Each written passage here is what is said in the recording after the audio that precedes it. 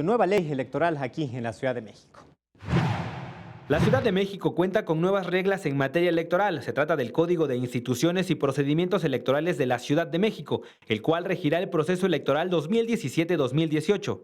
Las alcaldías contarán con un consejo integrado por concejales. La forma de elegirlos será mediante una lista encabezada por el alcalde y 6 personas más. Quien gane la alcaldía contará de manera directa con el 60% de los concejales. Quienes aspiren a ser alcaldes o alcaldesas podrán hacerlo al tener 25 años de edad y deberán tener la ciudadanía mexicana en pleno goce de sus derechos. Sobre la elección de los diputados, se establece por primera vez un congreso paritario, es decir, 33 hombres y 33 mujeres. Su encargo durará 3 años y podrán ser reelectos por un mismo periodo. Con la creación del primer Congreso, se podrá votar por las reformas constitucionales, tema al cual estaba relegada la ciudad por tener solo una asamblea legislativa. En el caso de la jefatura de gobierno, se mandata como requisito tener 30 años cumplidos al día de la elección, ser originario de la ciudad y para los no nacidos en la capital, una vecindad de al menos 5 años. Además, se crea la Defensoría Pública de Participación Ciudadana y de Procesos Democráticos, la cual brindará apoyo jurídico de manera gratuita a los ciudadanos en caso de que sean violentados sus derechos político-electorales. También se norman, instauran y regulan los mecanismos de participación ciudadana, el plebiscito, la iniciativa ciudadana, el referéndum, la consulta ciudadana, la consulta popular y la revocación de mandato. Se regula también el gobierno de coalición, el cual se conformaría por la alianza de varios partidos, pero solo para la elección de la jefatura de gobierno.